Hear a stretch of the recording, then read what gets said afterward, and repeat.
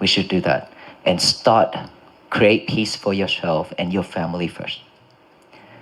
Your family is the one who needs love more than anyone else. You can be very nice to the people outside, but when you come home, your face always stressful. Because you gave yourself a right. My family should know me better. That's how am I. They should understand and they shouldn't say anything when I'm like that. That's not fair. That is not fair for our family member. Right? So should love your family member more than anyone else. Of course, you love yourself, you love your family members, and be nice to them. Give them some love. And of course, you need to show them how to practice mindfulness. Imagine if one day the whole family, every time, every morning, wake up the same time and then practice mindfulness together. That will be amazing because your kids also can chant. Not just yourself, but your kids also can chant. When they're still young, it's very easy and flexible to train them. But when they get older, it's very difficult. Just like us, we are getting older and older. We know that it's very difficult to train us ourselves, right? We know that better. Because a lot of things in here already. It's difficult. Now that we want to sit cross-legs to practice, it's even worse. Because our bone is not flexible enough to do that. Right? Just stretch in and out for the last 30 minutes. And so our kids, our younger generation, we should train them from now. Give them that chance, but it's always have to start it from you. Remember, school cannot teach them all this. Right? School train them how to have a job in this society. But all these things we have to teach from our family. So you are their teachers. And of course you have to train yourself first before we can teach our kids. By liberate your lover as much as possible, your cell phone. Okay? Stay away from your lovers as much as possible. Who's in here that can live without your lover? Raise your hand. Okay, so only less than 10 people out of a couple hundred. Can you live without your lover for 1 hour? Yes? Who can do that? Raise your hand. Okay, I consider all of us here can do that 1 hour, right? I want to hear that, yes or no? Yes. 1 hour before bed, no lover. Even if you have to check walk for peace, it's okay. Okay?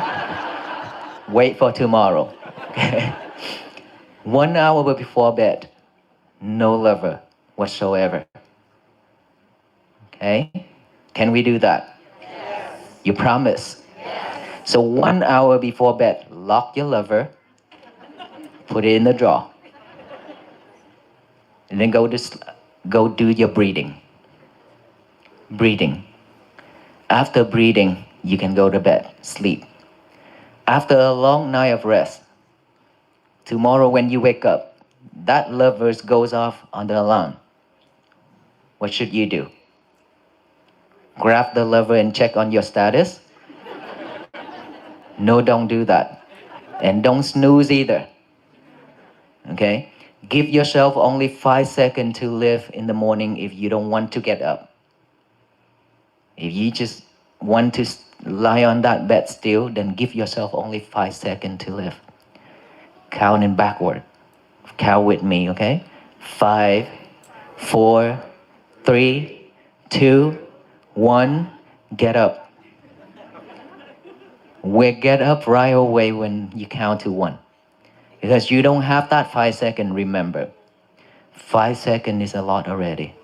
1 breath going in without going out, we already die. That's 1 second. Right? So 5 seconds is a lot. Give yourself only 5 seconds to change. Don't let that laziness, let that mind cheat us. The mind and the body always cheat us. When the alarms goes off and then that brain saying that, oh, it's so cold and I couldn't sleep all night, so I should stay here a little bit more. And that mind is trying to comfort that brain. It's okay, baby, I understand. It's really cold outside. You lie there and then I'll put the blanket over you, I will make you comfort. I promise you, baby, all right? You stay there. That brain and that mind is always doing all that thing to cheat us. Don't let it, okay?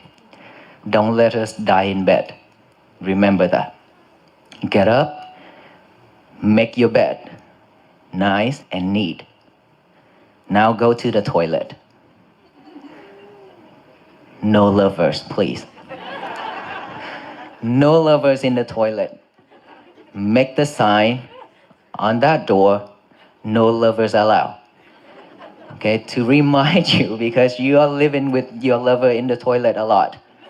Everywhere you go, you live with it in the toilet. I don't know why. And it smells bad too. And you keep bringing your lover into that toilet and whispering, typing, hi baby, what are you doing? Or I'm in the toilet. And you respond, oh, how coincident, I am also in the toilet. Don't do that anymore. Don't multitask yourself like that. You're supposed to do number 1 and number 2 in the toilet only. Okay? So no lovers in the toilet. Then get out of that toilet. Do what? Get a piece of paper and a pen out, write out the statement, say, today is going to be my peaceful day. Today is going to be my peaceful day. Read it over and over with our eyes, and then read it out loud with our mouth to tell the universe that today is going to be my peaceful day so that no one else can mess it up except ourselves. Believe that no one can mess it up except ourselves. If you react, means you messed it up. But if you react in a kind way, you make your day beautiful. Instead of react in an anger way, should react in a nice way. May you be well, be happy and peaceful with a smile. That's how you should react. Your husband will appreciate you so much. Do that. And then, now, time to touch your lover yet? Still not yet. Breathing. Breathing, okay? Then after that, do some exercise and breakfast. During breakfast, can you use your lover? No, because you are not multitasking yourself, cannot eat and check in on lovers at the same time. Remember? One thing at a time. We have to train ourselves like a baby. Because we don't have this habit. Always remember that. And so, after breakfast, now you're more than welcome to live with your lover. But mindfully. Mindfully. Okay? And throughout the day, please work through it. Do one thing at a time. Mindful on every little thing you do. If you can train yourself that way, I promise you, your day will be much better than before. I promise you, you will have peace for your life and your family will be at peace as well. And that is how we bring peace to this world. Together. Not just the venerable monks. But I require and I ask all of us, all the people who have joined for peace, walk for peace, either offline or online. And there are many more people that they don't even have a chance to meet with us or to hear about us. But I hope that with the way of we spreading it right now, from us to our friends, to our neighbor, to our nation, if we can spread it that way, every single one in this world doing the same thing every day, this world will be at peace. This world will be a better place for all generations or future generations to live, for sure. This is the power of togetherness. And we have to do this together to change this. We don't need to wait, and we don't want to wait for anybody else to do anything to change this world, because it will not happen. We have to do it together. Can we do this together? Yes? Yes? Okay, so starting from today, we need to take this into action seriously. Can we do that? Okay, so when we get out of this building, try to go home. You will be stuck in the traffic. And some of your car may be towed already. Now what happens if your car being towed? You sure you still can be able to breathe? You need to ask yourself, you sure you can still be able to breathe? You have no choice. You know why? Because it's already been told. You cannot do anything to undo it. Instead of being mad, being react. Now just breathe, laugh. Because of this mission, my car being towed. How funny it is. It's okay, I will take care of it later. I need to make my day be at peace. Peaceful, yes. Don't waste our day, because you waste a lot of hours to come out here already, right?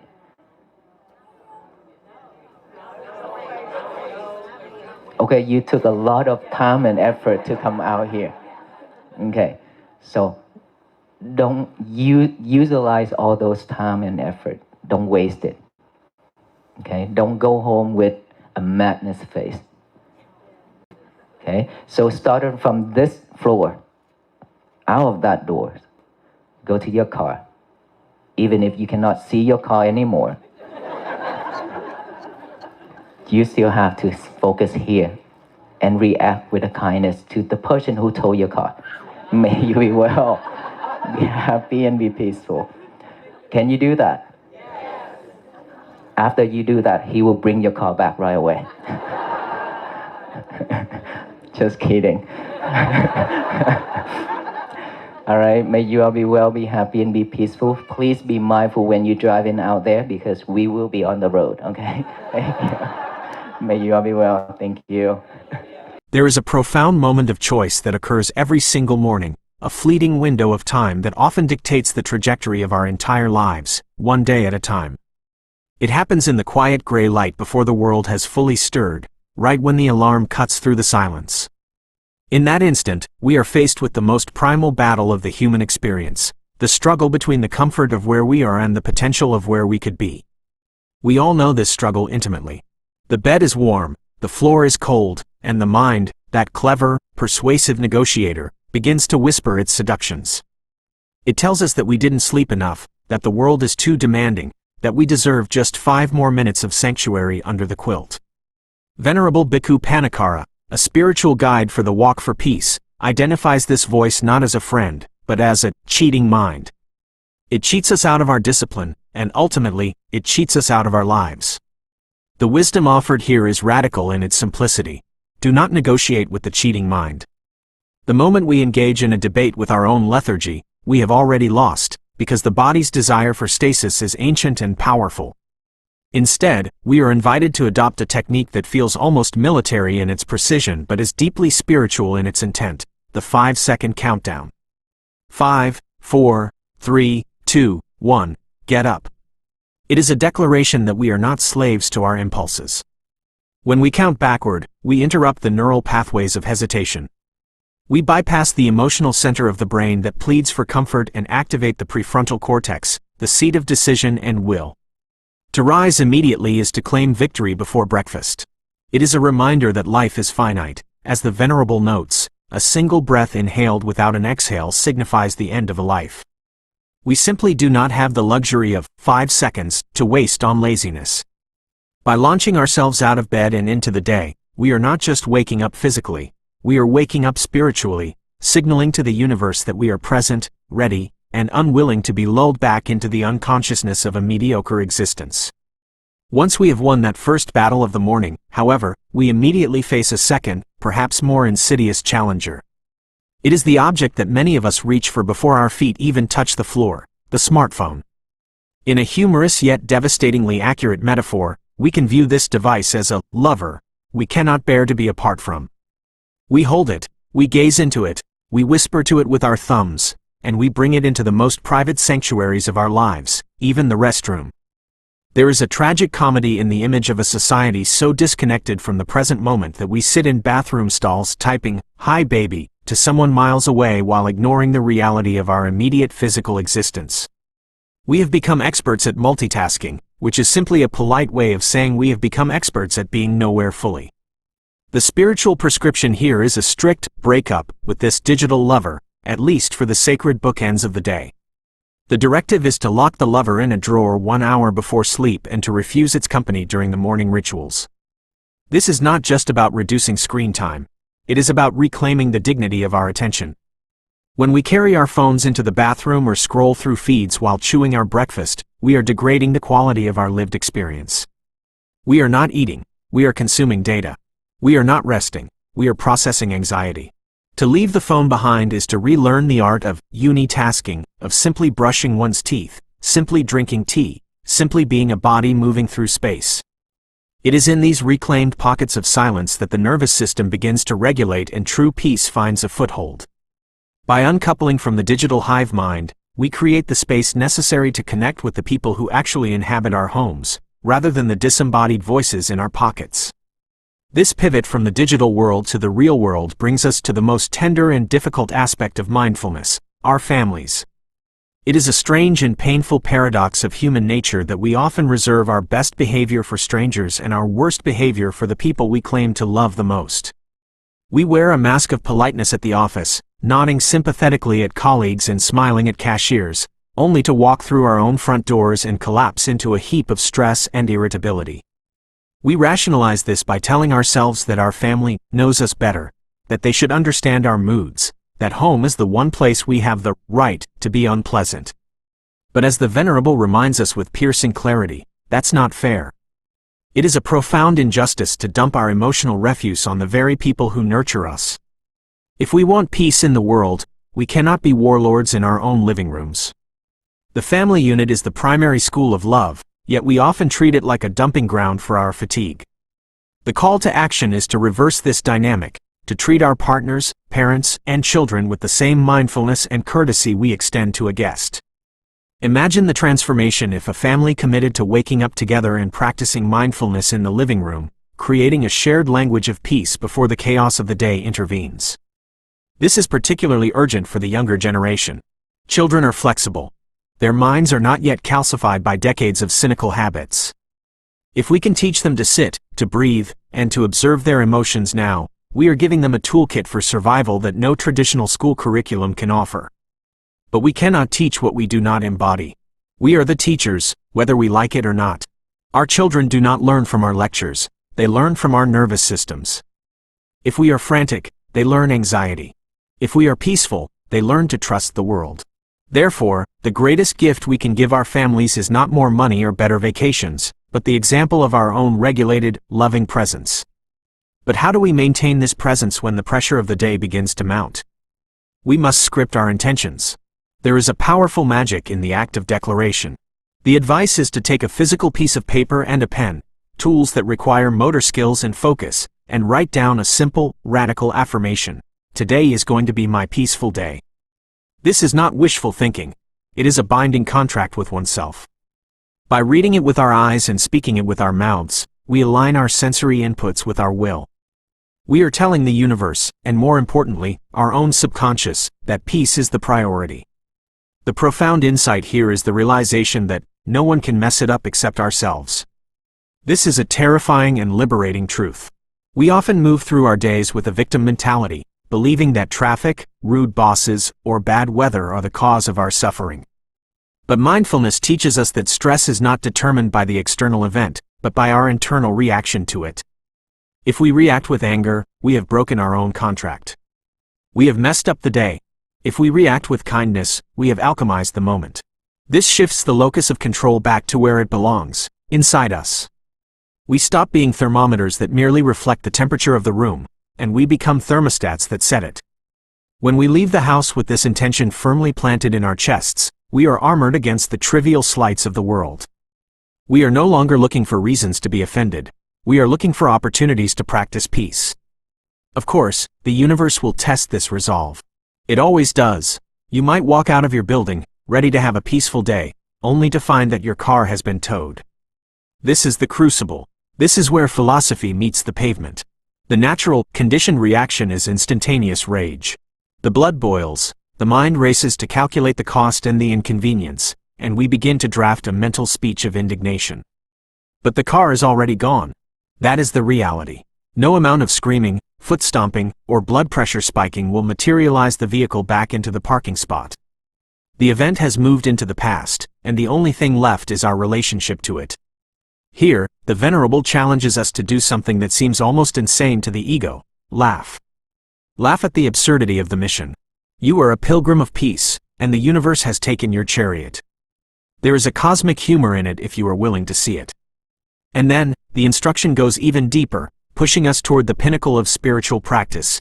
Send loving kindness to the person who towed your car. May you be well, be happy, and be peaceful. It sounds counterintuitive. Why should we bless the person who ruined our morning? We do it not for them, but for us. Holding on to anger is like drinking poison and expecting the other person to die. By wishing the tow truck driver well, we flush the poison out of our own system.